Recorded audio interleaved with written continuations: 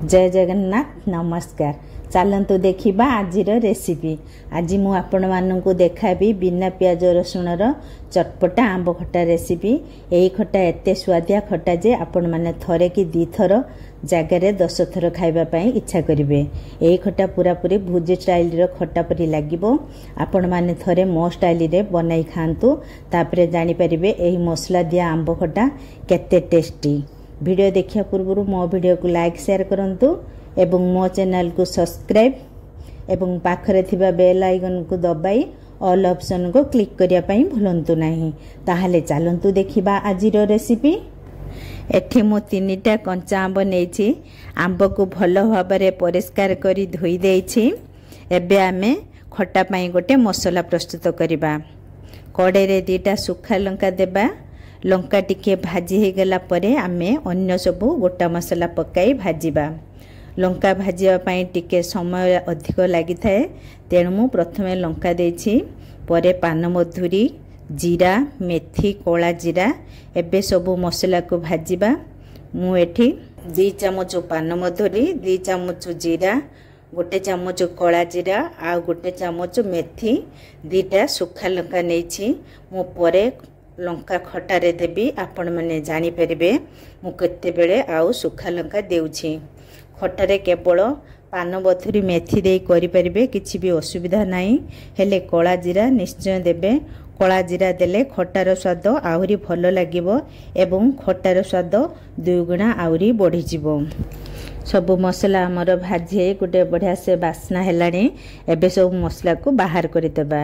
एठी मु सब आंब को छोट छोट खंड करी भुजी खटा परी काटी देछि। आपण मानकु जेमिति पसंद आपण माने से अनुसार आंब काटी खटा बनाई परिबे। मसला को एबे दरदरा करी गुंड करी देबा। जे कढ़ई रे मो मसला सब भाजी थिली सेही कढ़ई रे खटा बनाउछि। आपण माने अन्य कढ़ई नै करि परिबे, नहले जे कढ़ई रे मसला भाजी थिबे सेहिथिरे करि परिबे। एठी मु कढ़ई रे 1 चामच सोरिष तेल देली। तेल आमर भल भाव में गरम हो जाइछि। एबे तेल रे 5 ରୁ 6टा सुखा लंका देबा। 1 चामच सोरिष, 1 चामच कला जीरा, तेजपत्र, हेंगु 1 चामच। एबे सबको टिके भाजी मिसाई देबा। मु 6टा सुखा लंका नेछि। ता भीतर 4टा लंका को गोटा भाजीछि आ 2टा लंका को भांगी देछि। एमिति लंका को खटारे भांगी की देले खटार गोटे बढ़िया बास्ना आसी थाए। आउ तेजपत्र खटारे निश्चित देबे, जहाँकि खटा खाइला बेले तेजपत्र बास्ना खटार स्वाद को 2 गुणा बढ़ाई दे थाए। एठी मसला आमर भल से भाजी हो गलानी।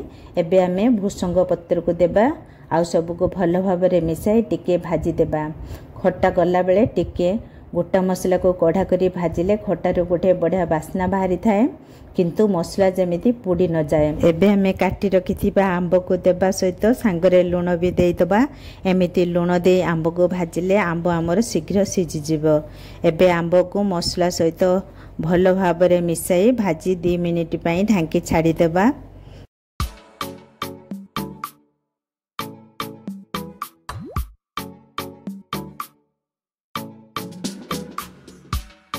दी मिनिट आमर हो गलानी। एबे ढांकुणी बाहर करबा।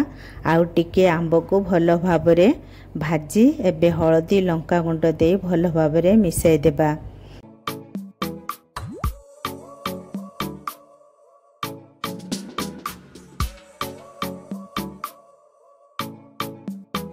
मु एठी 1 चामच रु कम हळदी गुंड देइछि। 1 चामच काश्मीरी लंका गुंड देइछि। हळदी सांगरे लंका गुंड देले एहा भल कलर आनी थाए तरकारी को। काश्मीरी लंका गुंड राग न थाए, तरकारी रे भल कलर आनी थाए। हळदी लंका को भल भाव में मिसाए आ 2 मिनिट पर्यंत ढांकी छाड़ी दबा।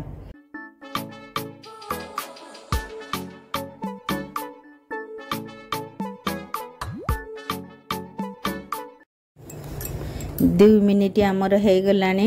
एबे हमें ढांकुणी बाहर करबा। देखंतु खटा आमर केते सुंदर कलर हो गलानी।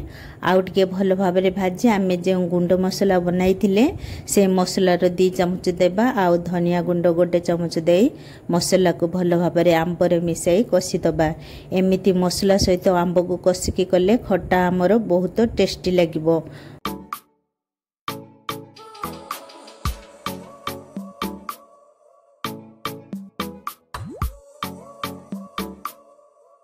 मसला आंब आमर भल भाव मिसीगलानी। एबे चीनी गोटे कप देबा आउ सबको भल भाव मिसाई टिके भाजी आउ किछि समय पई ढांकी छाड़ी देबा।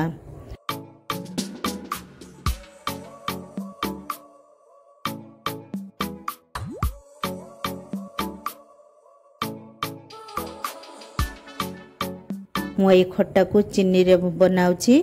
देखंतु एही खट्टा चीनी रे भी केते कलर देखा जाउछि। एबे ढांकुनी बाहर करिबा। देखंतु चीनी हमर मेल्ट हो गलानी, केते सुंदर कलर हो गलानी। एमिति आंब को चीनी रे कसिकी कले खट्टा हमर बहुत भल लागिबो, कारण चीनी लूण मसला सब आंब रे भल भाबरे समान भाबे मिसी खट्टा को पूरा पूरी स्वादिया करि देबो। एमिति आपण माने कसिकी आंब खट्टा बनांतु, देखिबे खट्टा केते टेस्टी लागिबो। एबे ढांकुनी बाहर करिबा। चीनी हमर आंब रे भल भाबरे मिसी गलानी। एबे आउ टिके भाजी दबा। देखंतु मु आपण मानकु देखाउची आंब हमर कसिला भितरे अधा सिजी गलानी। आउ टिके भल भाबरे भाजी मिसाई दबा। मु ए खट्टा रे गोटे कप चीनी देइची। आपण माने आंब को देखि चीनी देबे। आंब केते खट्टा और केते मीठा से अनुसार चीनी देबे। सब आंब समान न थाए, केउ आंब अधिक खट्टा थाए तो केउ आंब खट्टा मीठा मिसिकी थाए, से अनुसार चीनी बा गुड़ दे करि परिबे।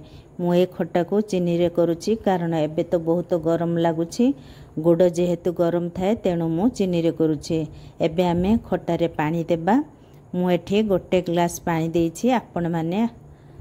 आपण मानकु जति खट्टार झोल दरकार से अनुसार पानी देई करि परिबे। एमिति रे भी खट्टा टिके बहलिया थिले खाइबा को भल लागे। खट्टा आमर भल भाव हो गलानी। आंब आमर सिझी गलानी। आउ टिके चलाई आमे जे गुंड मसला करथिले से मसलार गोटे चामच देई ढांकी गैस को ऑफ कर देबा। मु आंब कसिला बेले 2 चामच मसला देइथिली। एबे आउ गोटे चामच मसला देली। एमिति मसला देले खट्टार गोटे बढ़िया बास्ना बाहरी थाए, जहा कि बास्ना ही खट्टा खाइबा पई पाटिरू पानी आपे आपे बाहरी आसी थाए। प्रस्तुत हो गला आमर सुपर टेस्टी मसला दिया भुजी खट्टा। ए खट्टा को थरे खाइला मात्रे बारंबार खाइबा पई इच्छा करिवे। जदि मो रेसिपी आपण मानकु भल लागु थाए ताहले मो वीडियो को लाइक शेयर करंतु एवं मो चैनल को सब्सक्राइब करिया पई भूलंतु नाही। धन्यवाद।